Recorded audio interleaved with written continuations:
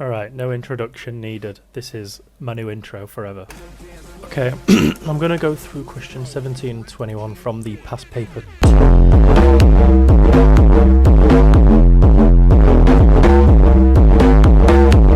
Pythagoras, Pythagoras, Pythagoras. Are you ready for this? First piece of key information from this question is that it's an isosceles triangle of length 7 centimeters. So all these three lengths are 7 centimeters. 7, 7, 7. Question 21. We want to find the area of the rectangle. So we know that is just length times by the width. Nice. Hopefully that has helped some people. Wait! Don't forget to subscribe!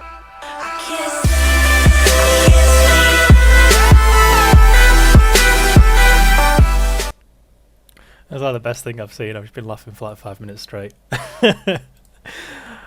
Alright. Onto some real stuff now. I will be using that though, I do love it. So, we're going to look at... I'll skip that.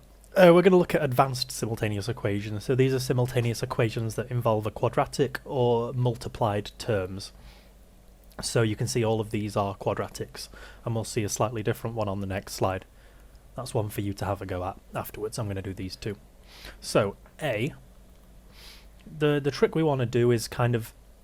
They've already done it for us nicely here, but rearrange it to the linear one to have like a letter equals.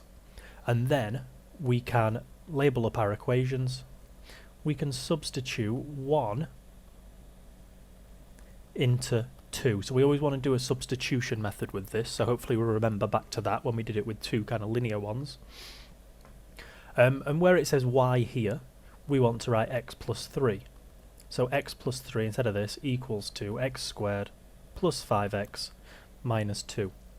And then we want to factorise the quadratic, so we're going to rearrange to equal 0.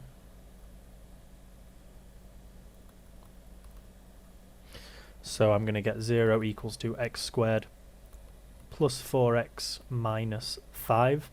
And then I'm going to factorise and solve. So factorising this into two brackets, I'm going to have x minus 4, x minus 1. So then x equals to 4 and x equals to minus 1. So the different step here is we just have to substitute these both, and we always want to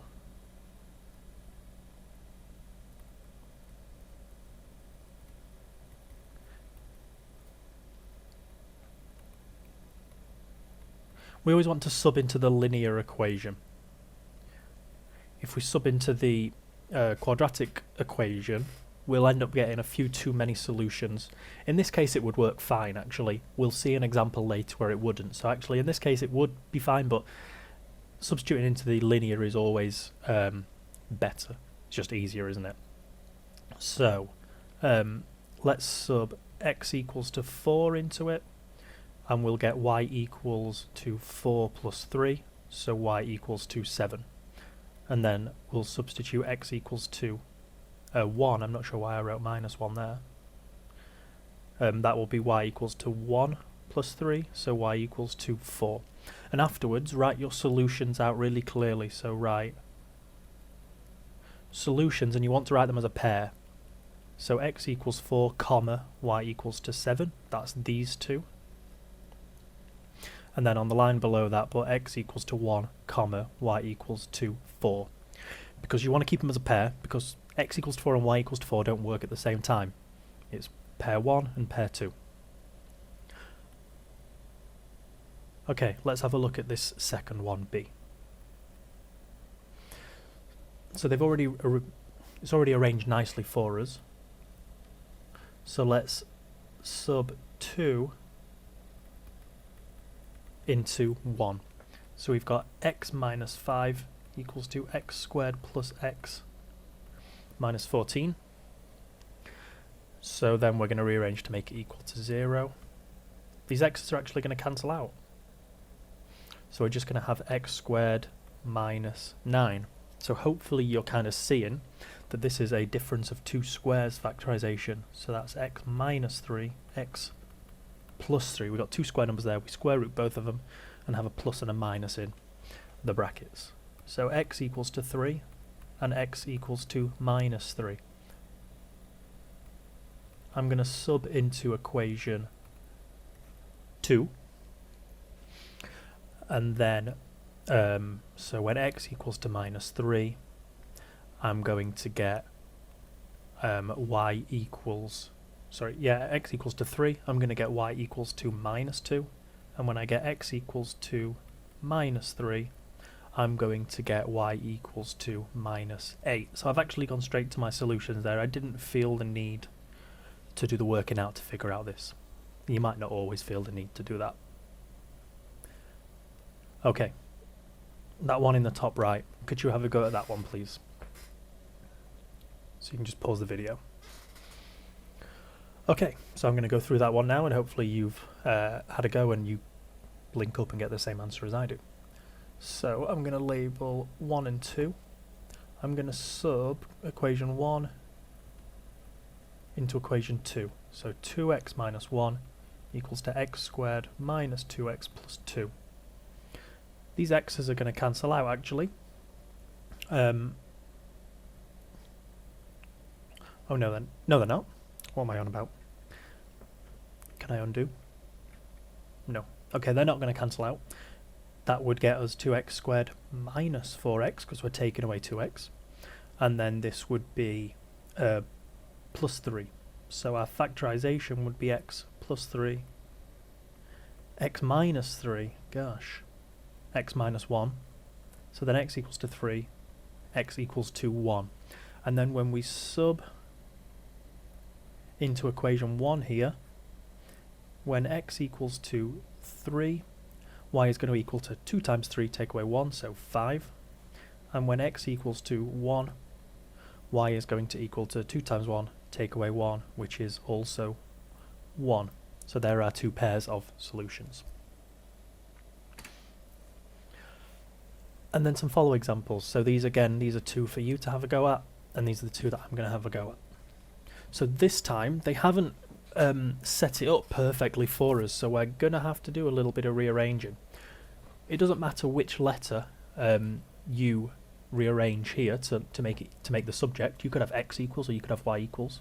In this question I'm probably going to go for y equals because I won't have to square it once I substitute for y. So I'm going to say equation 1 is y equals to 4 minus x. Just subtracted the x from both sides. So then I'm going to substitute into 2. So 4 minus x equals to x squared plus 3x minus 1. So you can see how this is kind of just turned out to be exactly the same as the previous two examples now. I'm going to make equal to 0. That's going to be plus 3. And factorising and solving this, so x plus 3, x plus 1. So x equals to minus 3, x equals to minus 1. I'm going to sub these values into equation 1. And I'm going to do it into this new one here, because it's already rearranged for y. So when x equals to minus 3, y equals to 4, subtract minus 3, so that would be 4 plus 3, 7. And when x equals to minus 1, y would equal to 5. Okay, and then question D, in this case, the second one, but it's labelled as D. Label these equations 1 and 2 again. Rearrange your linear one, and I'm probably going to make it y equals again because I've got two lots of x, so I think that'll be a bit easier.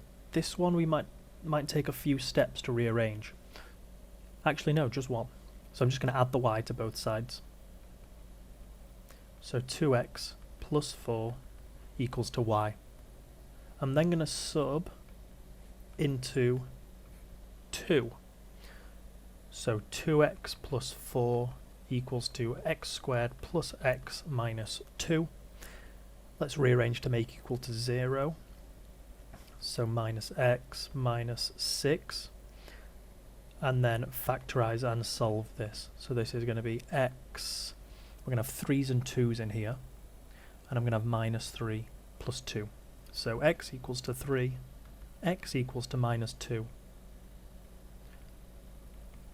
I'm then going to sub into equation 1, and I'm going to do it into my new equation 1 here, because it's already y equals. So when x equals to 3, y is going to be 2 times 3, which is 6, plus 4, y equals to 10. And when x equals to minus 2, 2 times minus 2 is minus 4, plus 4, y would be equal to 0. And you could always, let's say the first few times you do this, just double check by substituting it into this one. So if we do x is minus 2 and y is 0, let's see if we get this to work out. So if we substitute x is minus 2 into here, we should get y equals 0. So minus 2 squared is positive 4, plus minus 2, so that's 4, take away 2 is 0. So it does work. Okay, there's 2 questions for you to have a go up here.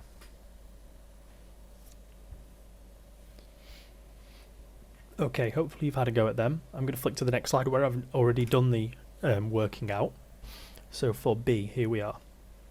I've rearranged this to be x equals to 7 minus y, and then I've substituted that in where it's xy, so 7 minus y times by y.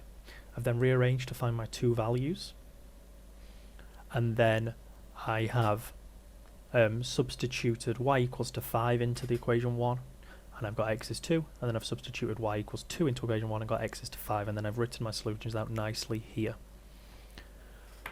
This one was a bit harder because there was quite a few negatives involved, but again I rearranged to make it x equals. I substituted that into equation 1, and there was a bit more working out here to do. This was harder algebra, but when we got it, it would go to a nice factorized form. And then I factorized and I substituted these in to equation 2. Like I said at the beginning, if you substituted in, so looking from here now, if you substituted y equals to minus 5 into equation 1, well, we'd have had x squared plus 25 equals to 29, so x squared equals to 4. The solutions to this would have been x equals plus 2 and x equals to minus 2. Whereas positive 2 wouldn't actually work into this equation. It just works because of how a quadratic would work, but it wouldn't work in this second equation. So sometimes substituting in to a quadratic is going to give you an extra solution that doesn't work. So it's a bit dangerous substituting it back into a quadratic to find your final values. So that's why I always recommend substituting into the linear one if possible. And also it's just a lot easier to do that. Okay, so that is it from me today. And before you go, help some people. Wait! Don't forget to subscribe! I can't